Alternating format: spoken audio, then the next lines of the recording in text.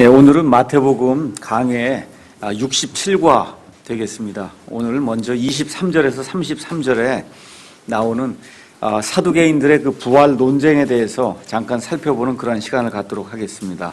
제가 먼저 읽고 그 다음에 구절마다 강해를 드리도록 하겠습니다. 바로 그날에 부활이 없다고 말하는 사두개인들이 그분께 와서 그분께 물어 이르되 선생님이여, 모세는 이르기를 어떤 사람이 아이 없이 죽으면 그의 동생이 그의 아내와 결혼하여 자기 형에게 씨를 일으킬지니라 하였나이다. 이제 우리에게 7 형제가 있었는데 첫째가 장가들었다가 죽어 자식이 없으므로 자기 아내를 자기 동생에게 남겼고, 둘째와 셋째도 마찬가지였으며 7째까지 그렇게 하다가 맨 마지막에는 그 여자도 죽었나이다. 그런즉 그들이 다 그녀를 취하였으니 부활 때에는 그녀가 그 7사람 중에 누구의 아내가 되리이까 하매, 예수님께서 그들에게 대답하여 이르시되 너희가 성경 기록들도 알지 못하고 하나님의 권능도 알지 못함으로 잘못하느니라. 부활 때에는 그들이 장가가지도 시집가지도 아니하며 하늘에 있는 하나님의 천사들과 같으니라. 그러나 죽은 자들의 부활에 관하여는 하나님께서 너에게 말씀하신 것을 너희가 읽지 못하였느냐. 이르시되 나는 아브라함의 하나님이요 이삭의 하나님이요 야곱의 하나님이라 하셨으니 하나님은 죽은 자의 하나님이 아니요 산 자의 하나님이시니라 하시매, 무리가 이 말씀을 듣고 그분의 교리에 깜짝 놀라더라. 이제 이렇게 기록이 되어 있습니다. 제가 처음에 마태복음 강의 시작하면서 유대인들의 그 여러 분파에 대해서 좀 설명을 했습니다. 바리새인도 있고 헤롯 당원도 있고 사두개인도 있고 서기관도 있고, 그 다음에 SNF파라고 하는 이 분리주의자도 있고, 여러 이제 그 파에 대해서 얘기를 했고, 그 얘기하면서 이제 사두개인들에 대해서 잠시 그때 말씀을 드렸습니다. 사두개인들은 사도행전 23장 7절에서 9절에 가서 보시면 알지만, 이 사람들은 이 부활을 믿질 않아요. 영을 믿지 않아요. 그런데 지금 예수님께 와서 뭘로 시험을 해요? 자기들이 믿지 않는 걸 가지고 와서 지금 시험을 하는 거예요. 자기들이 믿지 않는 주제를 가지고 와서 그걸 가지고 와서 예수님을 어떻게 하든지 걸려 넘어지게 하려고. 근데 이들이 믿지 않는 게 뭐예요? 영이 있다는 걸 믿질 않아요. 이 사람들은 완전히 이 세상에 사는 이 세상, 지금 우리가 살고 있는 70, 80 살고 있는 이 세상, 이게 끝이다라고 믿은 거예요. 사두개인들, 그 당시에 권력의 실세가 사두개인들이었어요. 또 이 사람들은 성경 말씀, 구약의 여러 가지 말씀 중에 모세 오경만 믿었어요. 나머지 성경이 아니다. 이렇게 이제 믿은 그런 사람들이에요. 그래서 마치 현대를 살아가고 있는 대부분의 현대인들하고 비슷해요. 부활을 믿지 않잖아요. 사람이 어떻게 다시 사냐 이런 거 믿지 않습니다. 대부분의 사람들이 지금 그러한 그 전형적인 사람들이 지금 사두개인들입니다. 근데 여러분과 제가 잘 알고 있듯이 부활은 신구약 성경의 중심 주제 중 하나입니다. 가장 큰 주제를 들어라 그러면 하나님의 왕국이 임하는 겁니다. 천년왕국이 임하는 것이고, 물론 사람이 구원받는 것도 그 안에 들었고, 그 구원받는 그런 모든 일들 가운데 하나가 부활이에요. 그래서 부활은 신약시대에는 사도 바울의 이런 서신서를 통해서, 또 우리 주 예수님께서 친히 부활하심을 통해서 부활이라고 하는 것이 대단히 중요하다, 우리에게 이제 말씀해 주셨고, 특히 우리가 부활장이라고 하는 고린도전서 15장에 가서 보시면 말 그대로 우리에게 부활이 없다 그러면 이 세상에서 우리가 가장 비참한 자다. 저와 여러분이 부활이 없다 그러면 예수 믿을 필요가 없는 거예요. 맞습니까? 이게 부활이 없다 그러면 왜 믿어요? 믿을 이유가 전혀 없는 거지. 그러니까 이게 우리 믿음에, 기독교에서 부활 없으면 기독교는 완전히 쓰러지는 겁니다. 십자가와 부활인데, 그 십자가, 그것도 역시 부활이 없으면 의미가 없는 거잖아요. 예수님 십자가에 달려 돌아가시는데 그걸 다 끝이다. 아무 의미가 없는 겁니다. 십자가에 달려 돌아가셨다가 부활해서 그래서 우리의 구원자가 되시는 거거든요. 그래서 이 신약 성경에는 부활에 대한 그런 내용이 많은데 구약 성경에는 많지 않은 것 같아요. 많지 않은 것 같은데 우리가 잘 알고 있는 다니엘서에 가서 하나만 잠깐 보고, 다니엘서는 조금 중요하기 때문에 여러분에게 구약 시대에도 이런 말씀이 있었구나, 이런 말씀을 좀 살펴보기 위해서 다니엘서 12장 가서 잠깐 보겠습니다. 다니엘서 12장 1절에 가서 보시면은 그때 내 자손의 백성들 위하여 일어서는 큰 통치자 미가엘이 일어날 것이요. 그때는 여러분이 이제 마태복음을 쭉 읽으시고 또 이 계시록 강해를 좀 듣거나 이렇게 하셨으면 주의 날이라고 하는 그런 개념을 좀 이해하실 거예요. 주의 날.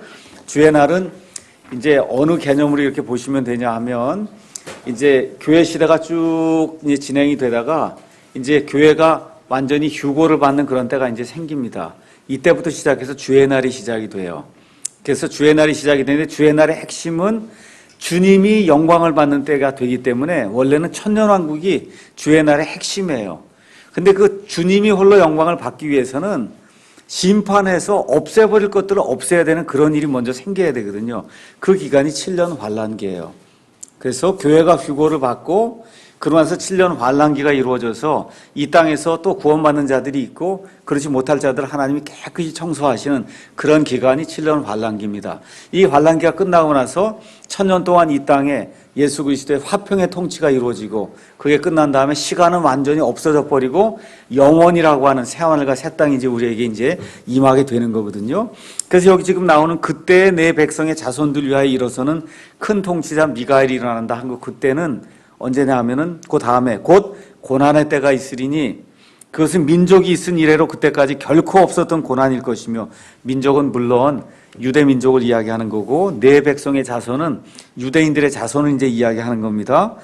그때 내 백성이 구출을 받되 책에서 발견된 바 기록된 모든 자가 구출을 받으리라 해서 7년 환란기 때 유대인들 향해서 엄청난 그러한 그 환란이 있게 되고 그 끝에 7년 환란기 맨 끝에 가게 되면 그러면은 유대인들 가운데 살아남아 있는 그런 자들이 이제 구원받는 그런 일이 생긴다.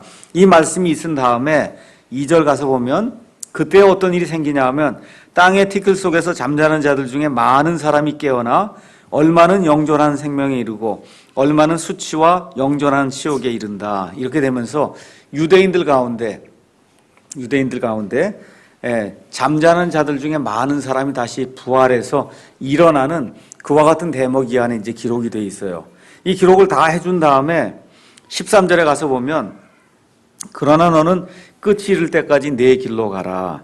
내가 안식하다가 그 날들의 끝에 내 몫으로 정한 곳에 서리라. 지금 다니엘이 죽잖아요. 죽는데 다니엘이 이미 죽은 지가 적어도 한 2500년 정도 됐습니다. 2500년 됐어요. 근데 하나님 뭐라고 말씀하시냐? 너는 끝이 이를 때까지 2500년에 죽었는데 이제 7년 환란기가 돼서 7년 환란기 끝이 이를 때 그때까지 내 길로 가라는 거예요. 죽은 상태로 있어라 그 얘기입니다. 그러다가 내가 안식하다가 그 날들의 끝에 내 몫으로 정한 곳에 서겠다고 얘기하는 거예요. 이건 무슨 얘기예요? 다시 산다는 얘기거든요. 다시 산다는 얘기예요.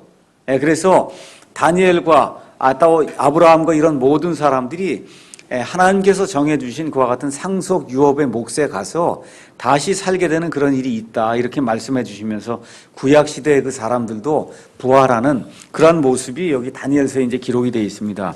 마태복음 27장에는 또 우리 예수님의 이제 부활이 기록이 되어 있고 여러분이 잘 알고 있는 대로 고린도전서 15장 부활장이라고 해서 그 앞부분에 몇 군데 몇 구절만 복음이 무엇이냐 설명을 하고 그 이후에 나머지는 몽땅 다 부활이 무엇인가에 대해서 설명해 주는 그런 내용이 나와 있고 요한계시록 20장 5절에서 6절에도 부활에 대한 그런 내용이 나와 있습니다. 그래서 기독교 믿음의 핵심이에요. 그래서 우리 예수님이 부활하신 다음에 여기 그 사도행전 1장 3절도 잠깐 가서 볼까요? 사도행전 1장 3절에 가서 보시면 우리 그 킹제임스 성경에는 아주 참 귀한 말로 예수님의 부활에 대해서 증언을 해주십니다. 1장 3절 그분께서 순환을 받으신 뒤에 순환이라고 하는 건 십자가 사건을 이야기합니다. 또한 자신이 살아계심을 어떻게 해요? 절대 확실한 많은 증거들로 그들에게 보여주셨다. 영어로 infallible하다 이렇게 썼어요. 사람은 fallible해요. 이건 무슨 얘기냐면 사람은 쓰러져서 넘어질 수가 있는데 지금 여기 나와 있는 이 infallible proof라고 하는 거는 예수님이 부활하셨다 하는 그 얘기는 쓰러뜨릴 수가 없다는 거예요. 그 증거가 너무나 확실하기 때문에. 그래서 이걸 우리가 절대 무효하다 지금 그렇게 이제 번역을 했는데 킹제임스 성경에 나오는 아주 멋있는 것과 같은 말입니다. 이 부활이 예수님의 부활이 없으면 우리 성도들의 부활이 없기 때문에 우리 예수님께서 부활하신 것을 절대 무효한 그런 증거들로 보여주셨다. 지금 성경이 지금 그렇게 이야기를 합니다. 자, 이와 같이 이제 부활이 중요하고 예수님이 이제 또 부활을 이제 이루셔야 되고 또 우리도 부활을 해야 되기 때문에 이게 대단히 중요한데 지금 여기 바리새인들이 이제 끝난 다음에 이제 사두개인들이 지금 와갖고 예수님한테 이제 묻는 내용이 이제 나와 있어요. 자기들이 믿지도 않는 내용을 가지고 예수님을 이제 이 책 잡아서 예수님이 걸려들게 하려고 지금 묻는 그런 내용이 있습니다. 이 내용은 뭐냐 하면 구약 시대에 신명기 25장 5절에서 10절에 나오는 그런 말씀을 이 사람들이 이제 인용을 해서 예수님을 이제 걸고 넘어지려고 그러는 겁니다. 그 구약 시대 율법은 뭐냐 하면 형이 장가를 갔는데 아이가 없이 형이 죽었어요. 그럼 구약 시대에는 아까 다니엘도 네 몫이 있다 그랬죠? 네 몫. 그게 무슨 소리예요? 12지파가 이제 가나안 땅에 들어간 이후에 하나님께서 각 지파에 땅을 나눠줬어요. 그럼 각 지파에서 거기 남자들이 있으면 그 남자들마다 다 땅을 나눠줘서 누구나 다 상속유업이 있는 거예요. 누구에게나. 근데 이 사람이 죽어서 아들을 남겨놓지 않고 죽게 되면 그 상속유업의 땅이 그 다음 사람에게 넘어가질 않잖아요. 그러니까 어떻게 해야 되냐면 남자 동생이 다시 그 형수를 취해서 그래서 아들을 이제 낳으면은 그러면 그 아들이 이름이 누구의 이름으로 불리는 거야? 형의 이름으로 불려서 형이 차지해야 될 그 상속 유업의 몫을 이 아들이 이제 차지할 수가 있는 겁니다. 그러니까 하나님이 유대인들에게만 이걸 만들어 놓은 거예요. 이거 이방인들에게 이런 거 만든 게 아니에요. 구약 시대에 신정 정치를 하는 가운데 하나님께서 그 땅에 백성이 빈곤을 당하지 않도록 누구에게나 다 상속 유업의 땅이 있도록 그렇게 만들어 주시기 위해서 하나님이 긍휼을 베풀어 주시기 위해서 이와 같은 제도를 이제 만들어 놓으신 거거든요. 그 형이 아이가 없이 죽으면 동생이 형수를 취해서 형의 이름을 위해서 아들을 이제 낳게 되는데 이 사람들이 얘기하는 게 뭐예요? 7 형제가 있었습니다. 근데 첫 번째 형이 죽었어요. 아들 남기지 않고 죽었습니다.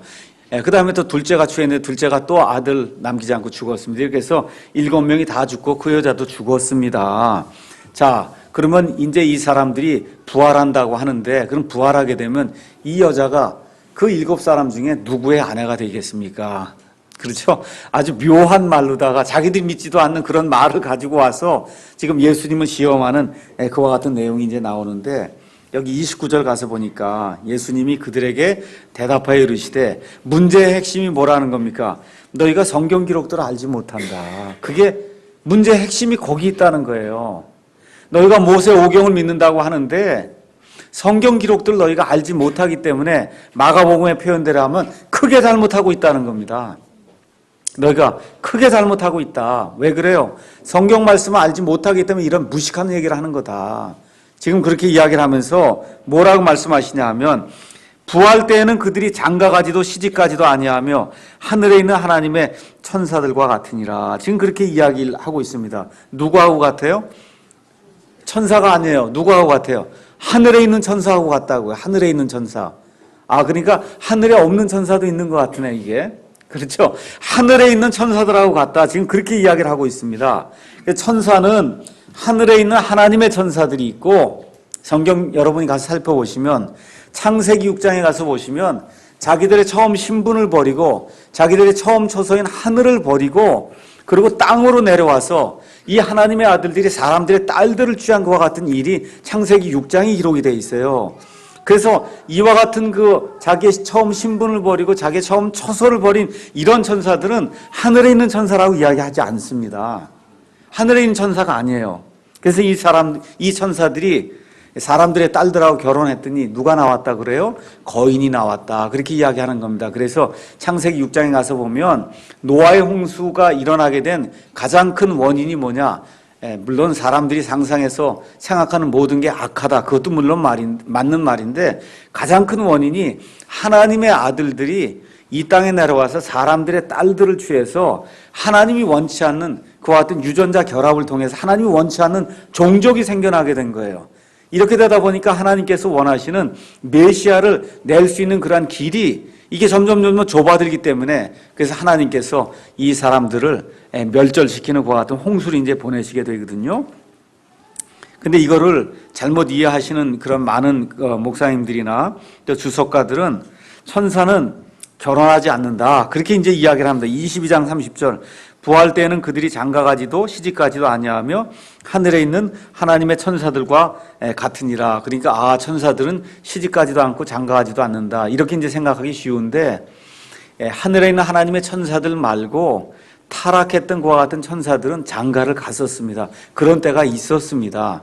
맞죠? 그 다음에 그 일이 홍수 이전에도 있었고 홍수 이후에도 있었다고 분명히 창세기 6장이 그렇게 우리에게 기록을 해주기 때문에 마태복음 22장 30절은 천사가 결혼하지 않음을 나타내지 않고 하늘에 있는 하나님의 천사가 결혼하지 않는 거, 그걸 나타내 주는 거예요. 그 다음에 또 이걸 가지고 그러면 천사는 성이 없구나 이렇게 얘기하는 분들이 더 많아요. 우리 남성, 여성 할 때 그 성을 얘기하는 거예요. 근데 천사는 남자예요, 여자예요? 성경에 나와 있는 모든 천사는 다 남자입니다. 여자 천사는 없어요. 애기 천사도 없고 날개 달린 그런 천사는 없습니다. 성경에 나와 있는 모든 천사는 창세기 6장에 가서 보셔도 되고 창세기 18장에 가서 보셔도 되고 누가복음 24장에 가서 보시면 예수님 부활하셨을 때 그 무덤 주변에도 천사가 있었는데 다 누구예요? 젊은 남자입니다. 지금식으로 하면 젊은 오빠예요. 천사는 다 젊은 남자지 젊은 남자 아닌 그런 것으로 나타나는 천사는 없어요. 성경에 나오는 모든 천사는. 그래서 천사는 성이 없다는 말은 틀려요. 천사는 항상 남성으로 성경에 이제 나오게 됩니다. 우리 아버지 하나님도 남성으로 나오시고, 그렇죠. 남자예요, 남자. 어머니 하나님 있을 수가 없어요, 여자는. 그렇게 이야기하는 건 신성모독입니다. 또 우리 예수님도 남성으로 나오고 성령 하나님도 남성으로 나오고 그렇게 성경에 기록된 대로 우리가 믿으면 되거든요. 자, 그 다음에 이제 죽은 자들의 그 부활에 대해서는 또 예수님 뭐라고 말씀하시냐면 죽은 자들의 부활에 관한 하나님께서 너에게 말씀하신 것을 너희가 읽지 못하였느냐 이르시되 나는 아브라함의 하나님이요 이삭의 하나님이요 야곱의 하나님이라 하셨으니 하나님은 죽은 자의 하나님이 아니요 산 자의 하나님이시니라. 유대인들의 자랑이 있습니다. 아주 큰 자랑이 있어요. 그 자랑이 뭐예요? 우리 아버지가 아브라함입니다. 아브라함이 우리의 조상입니다. 늘 그거 자랑을 많이 했어요. 나는 아브라함의 후손입니다. 그러면서 늘 얘기하는 거예요. 아브라함은 이야기, 심지어 사두개인들도 아브라함 그런 얘기를 많이 하거든요. 우리가 아브라함의 후손입니다. 근데 뭐는 믿지 않았다는 거예요. 아브라함이 살아있다는 것은 그 믿지 않고 그냥 말로다만 그렇게 이야기를 했다. 그렇게 이야기하는데 여기 이제 가서 이제 보시면은 출애굽기 3장 6절하고 15절에 하나님께서 모세에게 나타나셔서 하시는 말씀이 뭘 말씀하시는 거냐 하면 나는 아브라함의 하나님이요 이삭의 하나님이요 야곱의 하나님이라 하셨으니 하나님은 죽은 자의 하나님이 아니다. 너희가 말끝마다 아브라함의 하나님, 이삭의 하나님, 야곱의 하나님 말로 그렇게 하는 그 하나님이 살아계신 자들의, 살아있는 자들의 하나님이지 죽은 자의 하나님이 아니다. 그래서 또 그 다음에 누가복음에 이제 가서 보시면은 뭐라고 이제 말씀하시냐 하면 누가복음 20장 말씀 잠깐 가서 보겠습니다. 누가복음 20장 37절에서 38절에 나오는 말씀을 잠깐 보겠습니다. 37절 이제 죽은 자들이 일으켜진다는 것은 모세도 떨기나무에서 친히 주를 가리켜 아브라함의 하나님이요 이삭의 하나님이요 야곱의 하나님이라 부르며 보여주었나니 38절에 그분은 죽은 자의 하나님이 아니요 산 자의 하나님이시니라. 그 다음에 뭐라고 돼 있어요? 모든 사람이 그분을 향해 사느니라. 제가 말씀드리면 제 아버님이 4년 전에 돌아가셨어요. 제가 볼 때는 돌아가셔서 죽은 분이에요. 근데 어떻게 하나님 보실 땐 살아있단 말이에요. 믿지 않고 죽은 자도 죽어있는 그런 상태인데 하나님 앞에서는 살아있다는 겁니다. 지금 몸만 지금 무덤 속에서 잠자고 있는 거예요. 몸만 잠자고 있는 거예요. 우리의 실체는 죽을 때까지 변하지 않아요. 살아있습니다. 왜 그래요? 하나님의 형상으로 지어졌기 때문에 하나님의 형상은 지워지거나 없어지거나 죽거나 하는 게 아니에요. 우리에게 하나님의 영이 들어가 있기 때문에 그런 일은 불가능합니다. 사람이 볼 때는 사람이 죽었어요. 죽었구나 그렇게 얘기합니다. 근데 여기 나와 있는 대로 모든 사람이 그분을 향해서 살고 있다니까. 심지어 죽어있는 사람도 하나님 보실 땐 살아있다니까요. 그게 사람의 본체예요. 실체고. 그거 우리가 믿는 겁니다. 맞습니까? 예. 그래서 하나님은 죽은 자 하나님이 아니라 산 자의 하나님이시다. 그래서 죽은 자들이 부활한다. 이 몸이 지금 잠자고 있는데 잠자고 있는 거예요. 이 몸이 이 잠자고 있는 사람의 몸이 그 사람의 영과 그 다음에 혼과 더불어 하나가 되는 그런 때가 있다는 거예요. 예수님 안에서 죽은 자들도 그렇고 예수님 밖에서 죽은 자들도 마찬가지 하나가 돼서 영원히 사는 것과 같은 일이 있다 그 얘기입니다. 다만 예수님 안에서 죽은 자들은 언제 부활합니까? 예수님 안에서 죽은 자들은 예수님께서 공중에 강림하실 때 우리가 그거 기대하고 있잖아요. 예수님 공중에 강림하실 때 그리스도 안에서 죽은 자들이 먼저 일어나서 그때 어떻게 돼요? 예수님 강림하시게 될 때 저기 이 몸하고 그 다음에 이 혼과 그 다음에 영이 하나가 결합이 돼갖고 순식간에 영원한 몸으로 변하는 그런 일이 생기게 되고 그 다음에 예수님 밖에서 죽은 그와 같은 사람들은 그때부터 이제 7년 환란이 시작이 되고 1000년 왕국이 이제 다 끝나게 돼서 약 1007년이라고 하는 그런 기간이 끝나게 되면 그때 예수님 밖에서 죽은 자들이 다시 일어나서 이 몸이 영과 혼과 결합이 되거든요. 그래서 이 사람들도 몸을 받아요. 어떤 몸을 받아요? 영원히 사는 몸을 받습니다. 근데 어떻게 돼요? 이 사람들은 하나님의 임재를 떠나서 영원히 불타는 이와 같은 우리가 얘기하는 불타는 유황불 속에 이제 들어가서 영원히 하나님 곁을 떠나서 살게 되는 그러한 몸을 입게 되는 겁니다. 그러니까 믿는 사람이든 믿지 않는 사람이 다 부활하는 거예요. 맞습니까? 왜? 하나님 앞에 다 살아있기 때문에 다 살아있는 겁니다. 그 얘기를 지금 예수님께서 이제 말씀해 주세요. 그래서 이 부활이라고 하는 것은 대단히 중요한 것이기 때문에 사도 바울이 온 세상을 두루 다니면서 하나님의 말씀을 선포하러 다녔어요. 그 선포의 주제가 뭐예요? 십자가와 부활이에요. 십자가와 부활. 특별히 뭐를 많이 선포했냐 하면 이스라엘 백성 앞에서 아니면 이스라엘을 다스리는 것과 같은 이 치리자들 앞에서 뭘 그렇게 많이 증언을 했냐면 부활에 대해서 증언을 많이 했습니다. 사도행전 24장 가서 잠깐 보겠습니다. 사도행전 24장 14절에서 15절 거기 가서 보면 벨릭스라고 하는 이 총독 앞에서 사도 바울이 고백하는 그런 내용이 나옵니다. 벨릭스 총독 앞에서 이방 사람이에요. 그 사람이 뭐라고 고백하느냐 하면 그러나 내가 이것을 가깝게 고백하오니 곧 나는 그들이 이단이라 하는 그 길을 따라 내 조상들의 하나님께 그렇게 경배하고 율법과 대언자들의 글에 기록된 모든 것을 믿습니다. 나는 이단이라고 이렇게 불리는 거 그거 부끄러워하지 않습니다. 이단이라고 그러는 자기가 남들이 나보고 이단이라고 그러는 건 나 부끄러워하지 않습니다. 그 고백한 다음에 뭐라 그래요? 또 그들도 스스로 인정하는 바 하나님을 향한 소망을 내가 가졌으니 그것은 곧 죽은 자들의 부활, 즉 의로운 자들의 부활이 있고 불의한 자들의 부활이 있다는 거 그걸 내가 믿습니다. 이방 총독 앞에 가서 지금 뭘 얘기해요? 지금 이 부활에 대한 고백을 하잖아요. 그렇죠? 이게 끝나고 나서 또 어디에 나오냐면 사도행전 26장 6절에서 이제 8절에도 가서 보면은 아그리빠라고 하는 그 왕 앞에 가서도 또 이 고백을 하는 그런 내용이 나와 있습니다. 6절에서 8절. 지금 내가 서서 재판을 받는 것은 하나님께서 우리 조상들에게 하신 약속의 소망으로 인함이니 우리 12지파는 밤낮으로 끊임없이 하나님을 섬기며 이 소망에 이르기를 바라는데 아그리빠 왕이여 이 소망으로 인해 내가 유대인들에게 고소를 당하였나이다. 내가 지금 고소당해서 이렇게 심판을 받는 이유가 하나가 있습니다. 어떤 소망 때문에 그렇습니다. 8절에 그 소망이 뭐냐? 당신들은 어찌하여 하나님께서 죽은 자들을 살리신다는 것을 믿을 수 없는 일로 생각하십니까? 그렇게 묻잖아요. 그렇죠? 그러니까 뭘 얘기하는 거예요? 부활이 있다고 하는 그런 내용을 지금 왕 앞에서 증언하고 있습니다. 자, 이렇게 되면서 이제 예수님께서 사두개인들이 이제 물리치시니까 33절에 가서 보니까 무리가 이 말씀을 듣고 그분의 교리에 깜짝 놀라더라. 부활 교리를 듣고 나서는 그렇지. 야, 이게 이런 교리가 다 있나? 우리가 여태까지 아브라함 하나님, 이삭의 하나님, 그 다음에 야곱의 하나님 그냥 헛된 말로다가만 계속 외쳤는데 이게 보니까 그게 아니라 진짜 이 사람들이 살아있구나. 그 내용을 알게 됐고 또 천사에 대한 그런 내용도 알게 되고 부활한 다음에 시집가지도 않고 장가가지도 않는 그런 내용도 알게 되고 이게 다 뭐예요? 교리란 말이에요. 그렇죠? 그래서 이 교리에 이제 깜짝 놀라는 그런 내용이 이제 여기 이제 나옵니다. 그 다음에 이제 34절부터 40절에 이제 나오는 말씀은 이제 율법사가 와서 또 이제 시험하는 그런 내용입니다. 율법사. 마가복음에는 서기관이라고 기록이 되어 있어요. 마가복음 12장 28절. 예수님께서 먼저 헤롯 당원들은 예수님께서 헤롯 당원들이 왔어요. 뭘 들고 왔냐면 공세 문제를 가지고 와서 예수님을 어떻게 하든지 걸려 넘어뜨리게 하려고 공세를 카이사르에게 바치는 게 맞냐 안 맞냐 이 문제를 들고 왔습니다. 사두개인들은 무슨 문제 들고 왔어요?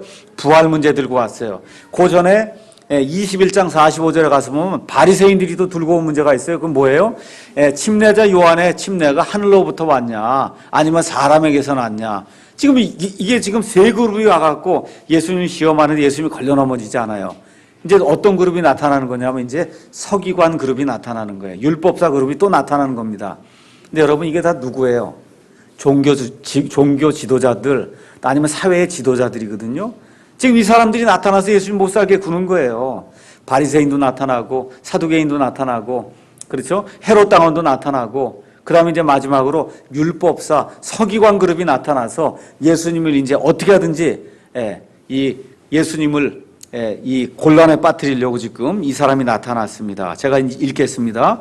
그러나 그분께서 사두개인들을 잠잠하게 하셨다는 것을 바리새인들이 듣고 함께 모였는데 그때 그들 중에 한 율법사가 그분을 시험하려고 그분께 질문하여 이르되 선생님이요 율법에서 큰 명령은 무엇이니까 하며 예수님께서 그에게 이르시되 너는 내 마음을 다하고 혼을 다하고 생각을 다하여 주 내 하나님을 사랑하라.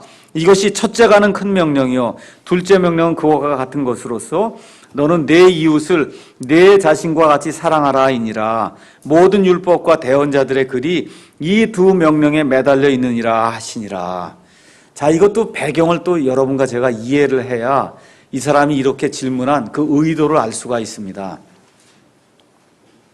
여러분이 잘 아시다시피 구약은 율법으로 기록이 돼 있다. 이렇게 구약 시대엔 율법이 있었다. 율법은 우리말로 율법이지 영어로는 law예요. 그냥 법이에요, 법. 구약 시대엔 법이 엄청나게 많았어요. 몇 개가 있었냐? 총 613개의 명령이 있었어요. 613개.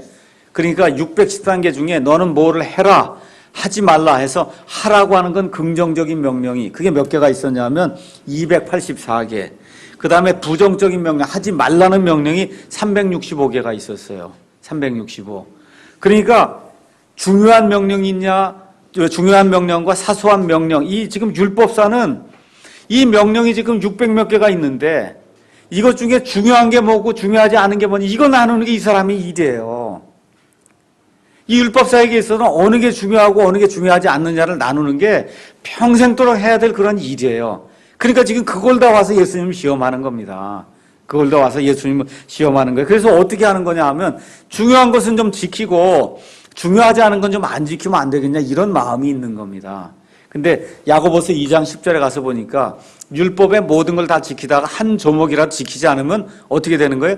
율법을 범하는 게 되는 거거든요. 지금 이 사람들이 그런 내용을 알지도 못하고 그리고 어떻게 해요? 중요한 것들만 가려가지고 그래서 그것만 이제 지켜보려고 이제 이렇게 노력을 하고 그거 가지고 맨날 논쟁을 하는 거예요. 율법사들 모이면 뭐가 더 중요하고 뭐가 덜 중요하고 이런 얘기를 하니까 한번 예수라고 한 사람에게 가서 이 율법 중에 그 600 몇 개 중에 가장 중요한 게 뭔지 그 두 가지만 얘기해 달라고 해보자. 그 두 가지를 들어보면 이 사람이 율법을 지키려고 하는 사람인지 아니지 알 수가 있지 않겠냐 해서 지금 율법에서 가장 큰 명령은 뭔지 그 두 가지만 우리에게 얘기해 주시오. 그렇게 이제 질문을 하는 겁니다. 그렇죠? 그랬더니 이제 예수님께서 첫째 명령은 신명기 6장 5절에 나와 있는 우리 히브리 사람들이 쉐마라고 하는 거예요. 쉐마. 오 이스라엘아 들으라. 그렇죠? 뭐라 그래요? 우리 하나님은 한 주시다. 한 주시다. 이 말씀을 한 다음에 뭐라고 얘기하냐면 너는 내 마음을 다하고 혼을 다하고 생각을 다하여 주 내 하나님을 사랑하라. 이게 첫째가 하는 명령이다. 하나님을 향해서 이거보다 더 큰 명령은 없다.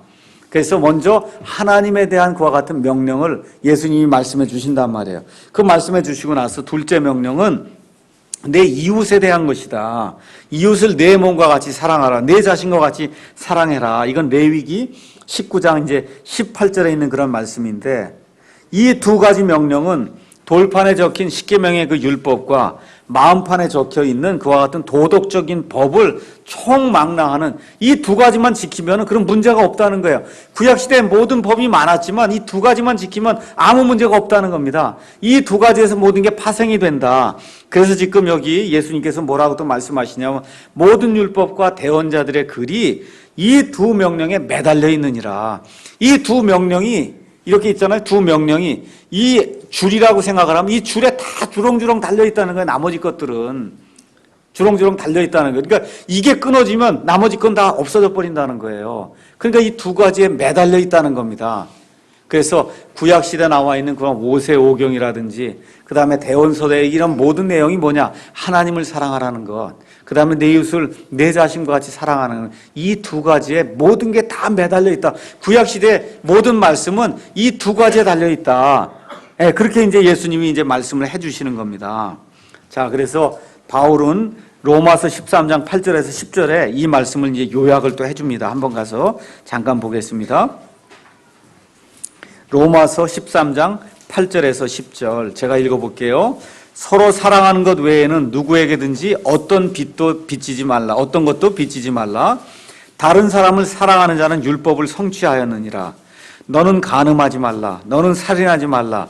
너는 도둑질하지 말라. 너는 거짓 증언하지 말라. 너는 탐내지 말라 한 것과 어떤 다른 명령이 있을지라도 그것은 너는 내 이웃을 내 자신과 같이 사랑하라 하신 이 말씀 안에 간략하게 들어있느니라.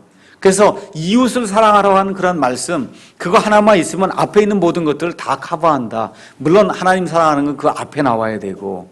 그래서 저와 여러분이 이 내용을 기억을 하시면서 그래서 이 서기관에게 이 말씀을 다 해줬거든요. 그랬더니 마가복음으로 가서 보니까 어떻게 돼 있냐 한번 잠깐 보겠습니다. 마가복음 12장 32절에서 34절에 이제 가서 보시면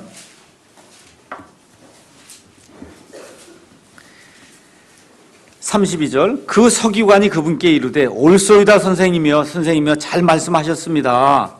한 하나님이 계시고 그분 외에 다른 이가 없으므로 선생님께서 진리를 말씀하셨습니다. 또 마음을 다하고 지각을 다하고 혼을 다하고 힘을 다하여 그분을 사랑하는 것과 자기 이웃을 자신과 같이 사랑하는 것이 전체를 드리는 모든 번제 헌물과 희생물보다 더 낫습니다 하고 대답을 하니까 34절에 예수님께서 그가 사려 깊게 대답하는 것을 보시고 그에게 이르시되 내가 하나님의 왕국에서 멀리 있지 아니하도다 하시니 그 뒤에는 감히 아무도 그분께 질문하지 아니하더라. 깨닫는 게 있어야 된다는 거예요. 하나님의 왕국에 하나님의 통치가 임하는 그런 삶을 살려고 하면 깨달음이 있어야 된다는 거예요. 예수님이 이렇게 얘기해 주는데 이걸 깨닫지 못하면 어렵다는 겁니다. 교회를 20년 30년 다녀도 이게 도대체 무슨 얘기인지 모르면 어렵다는 거예요. 예수님이. 그래서 뭐라 그래요? 그가 사려 깊게 대답하는 것을 보시고 사려 깊게 그 말씀이 이렇게 주어지게 되면 이게 무슨 뜻인가 하고 사려 깊게 생각하는 그 일이 필요하다는 거예요. 그래서 우리 예수님이 영생은 이것이고 그들이 유일하신 참 하나님의 아버지와 아버지께서 보내신 자 예수 그리스도를 어떻게 해요? 아는 것이 영생입니다. 그렇게 이야기해 주지 않습니까? 그렇죠? 그래서 이 말씀이 이렇게 전파가 돼서 들어가게 되면 사려 깊게 이걸 분별해서 이게 이런 말씀이거라 하는 거 이렇게 하게 될 때 예수님의 칭찬을 우리가 이제 들을 수 있는 겁니다.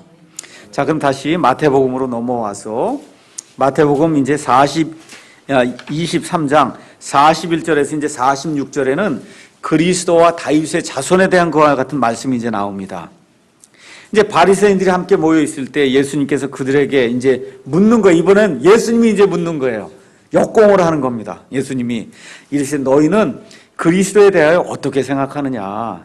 그건 누구의 자손이냐? 자손이 이제 영어로는 아들로 돼 있어요. 그건 누구의 아들이냐?